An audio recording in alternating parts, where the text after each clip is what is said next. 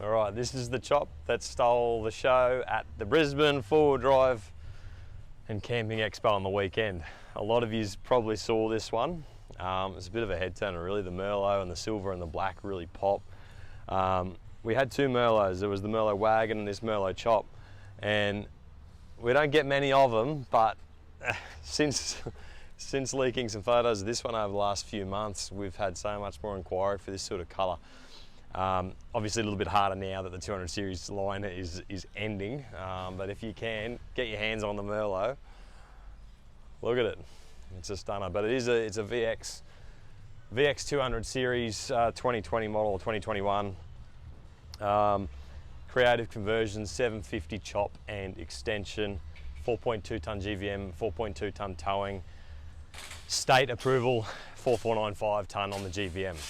So she's ready. John, you're a legend, mate. You've been a great customer of ours.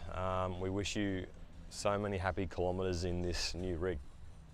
Picking up a new bush tracker as well. So if you see this new setup in the next sort of month or two, towing a big bush tracker, give them a yell out. It's going to look sensational. Really looking forward to seeing the end product. But this is our side of it done. We've got the 750 extension, the Deluxe Plus tray package, the Pro Touring Canopy, manufactured by Norweld in Cairns. This has sort of gone the full Deluxe kit in this one. We've got all of our carpet internals, roof insulation, our big 200 amp hour system with the red vision. We've got the 130 litre Bushman upright fridge freezer. There's room for another fridge back here as well. We line absolutely everything. Just adds a nice sort of comfortable touch, I suppose. We've got, because this is set up as a real dual purpose car, pulling the canopy off means that we needed to be able to have onboard air compatibility, and we've actually got a pressurized water system in this one as well. Just makes it a little bit more, well, purely dual purpose. You can remove the canopy, there's power on the headboard for a fridge in the tray, and you can basically be full self-sufficient with just the tray. Come around this side, mate, we've chucked the big Gen Y hitch on the back of this one as well, just to help out with the ball weight of the big bush tracker. Two spares on the back as well. For everyone asking, we do get a lot of yous asking about these little devices down here. They are the blind spot monitors, okay? These little monitors are traditionally housed in the rear bumper of the wagon. They need to stay on the car.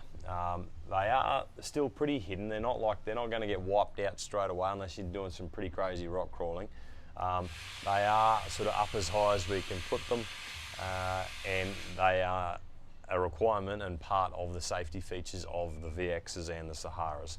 So they do have to stay there, and they are a really good little feature. You get your 45-degree angle little flashes in your mirrors, and they also come up on your head unit screen inside the car. So that's what they are. We've got the airbags as well, plumbed through a wireless inflation kit. Front and rear toolboxes, 68 litre water tank. We've got the big overhead shelf, the red vision system in the canopy, 2000 watt inverter with a 2-pole RCD GPO in there. There's just some cool colour changing lights as well. We also did along with the big DPU performance package, we upgraded the brakes to some slotted Deluxe rotors and some heavy duty Bendix pads as well, just to help with the extra weight. Power boards on this one and the new next gen Clearview towing mirrors. Absolutely love them, eh? These things, I actually put a set on our demo ute, and getting in and out, even though 200 series isn't that high, it's sort of awkward to sort of pull yourself into a 200. Like with the, like they do run like a fairly neat bucket seat as standard. So sort of pulling yourself in and out of it can be quite difficult. The power boards do make it quite a lot easier to get in and out of the car. They're not everyone's cup of tea. A lot of people prefer just the traditional step that sticks out a little bit further. They still work all right, but there's no point really upgrading from a factory runner board to going to a heavier steel side step. Like, they're still not really a rock slider if that's what you're going to them for. But anyway, each to their own, but that's just our opinion. Those things do make it a lot easier to get in and out of the car. Inside, we've done, obviously with the 200s, the VXs and the Saharas, they definitely don't need as many things done internally. The GXLs, a little bit of a different story. Like, you sort of need seat covers on a GXL. You don't need them on VXs and Saharas. Does protect the leather though. We add floor mats, tinting, a safety Dave camera system, a UHF as standard. With the GXLs, we normally run a roof console because we can. We either run the TX 4500s or we can house the XRS units in the roof consoles as well. Other than that, it'll just be switch housings for your spotlights. We put a dual speed lockup kit in these as well. Also the Red Arc Tow Pro. And that's pretty much it. There is obviously a lot of wiring involved in getting all that working, but you don't see it all. It's all sort of neat, super neat and tidy. There's the back. These are the Black Duck 4 Elements ones. They're a new product from Black Duck. They're sort of a cross between the canvas and the denim. They are very well made, really easy fitting covers, and super durable. They're not quite as tight as the canvas. They do stretch, they give a little bit, whereas the canvas is quite hardy, a little bit more robust. But anyway, that's inside. These are the newer, obviously the next gens. Now, there was big delays on the next gens that featured blind spot monitoring, heated mirrors, camera relocation, power fold. All these features are now available and in these mirrors. So you pretty much retain every factory feature of your original mirrors, but in the new one. Clearview have now also got a new smaller version if you didn't want the lower adjustable mirror in it. They now have a square version of the mirror. I find those ones are the best though. If you are doing a lot of towing, those ones are the mirrors of choice for me personally. But ARB bar work, it's a Summit Deluxe bar with our black powder coat. We've got the Navas, the 215 Ultimas. These are quite cool because you can actually customise it's got a bit of moisture behind the cover here, but you can actually change the colours of the rings inside. You can also change the chrome bezel to black if you wanted to. You can chop and change it around. And under the bonnet, we've got our usual diesel power unlimited treatment, high flow cooler, pre-filter kit, DPF back ECU tune. We've got the torque converter lockup kit as well. And like I was saying earlier on, this is a dual purpose vehicle, so we've done a dual battery system in here with a Red Arc BCDC and a second AGM up here. Everything's fused, labelled accordingly to whatever accessories are actually running off the auxiliary battery. And the Allied Byrons, they look nice. Allied machine, they're an 18x9 machine face Byron.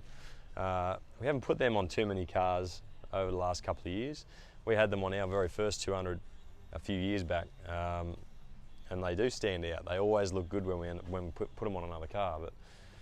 But anyway, I'll just go over one more time the GVM and the towing. For these cars, there's the two options, right? So under a federal approval, if you need to tow more than 3.5 tonne, your car has to be limited to 4.2 tonne. So there's a 4.495 tonne GVM with 3.5 tonne towing kit as an option, and the other option is 4.2 tonne GVM with 4.2 tonne towing. Okay, it's an 8.2 tonne combined mass. So if you need to tow 4.2, your car has to be 4 tonne. If you want to load your car to 4.2 tonne, then you can legally tow 4 tonne. If you need a higher GVM than 4.2 tonne, which most of these cars do, we then do a post-rego state approval to increase it to 4495 on the GVM. Your combined mass stays the same. So if you're going to load your car to 4.5 tonne, you're left with about 3.7 tonne for towing. All right, that's what we're doing for pretty much every one of these chops. Well, a lot of them, not all of them. We've got a few that we're handing over in the next sort of week or two that we've just got the 4495 and 3.5. We would really encourage people to try and stick to 3.5 ton towing. The cars can do more, they can definitely handle it, but your 3.5 ton is a lot of weight to pull around Australia.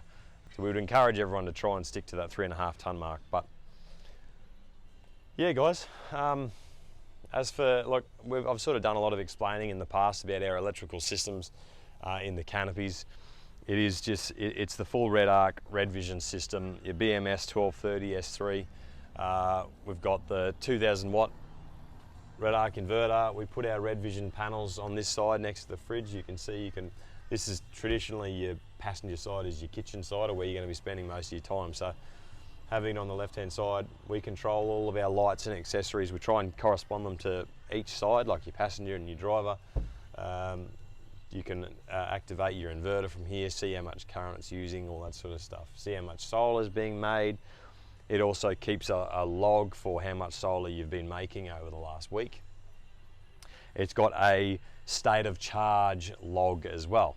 Now, might sound a little bit geeky, wanting to see wanting to learn what a state of charge log is, but all it means is that if you're unsure how much power you're actually using in this car when you're camping, if you want to set up for a week and be fully self-sufficient, you can actually monitor how much percentage you're pulling out of your car each day, and then how much solar is pumping back in.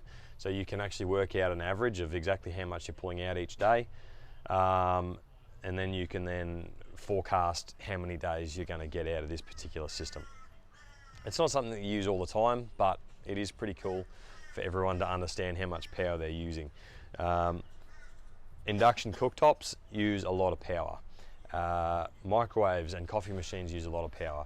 So a 200 amp hour system, it's above average in size, but if you want to go using induction cooktops flat out all day, you're going to run into problems. That's when you're going to need a supplement from solar and probably an additional solar blanket as well. It's just being aware how much power these appliances use, and if you want to stay off grid for weeks on end, then we need to up your solar. We might need to go to a 300 or a 400 amp hour lithium system as well. But for most people, most of our clients, and even us as well, we get away with a 200 amp hour system. It's just learning how to use it and supplementing with solar. So that's all it really comes down to. Yeah, I think I've covered pretty much everything, except for how good does it look. Keep talking about it all the time. We've got the quick pitch awning on top. It's the 270 degree wraparound. It was at the Brisbane show set up all weekend, providing heaps of people with shade and coverage from the rain because we all got soaked. But anyway, cool guys. Any questions about this build, yeah, drop some comments below, send us an email or give us a call, and we'll do our best to get back to you. Cheers guys.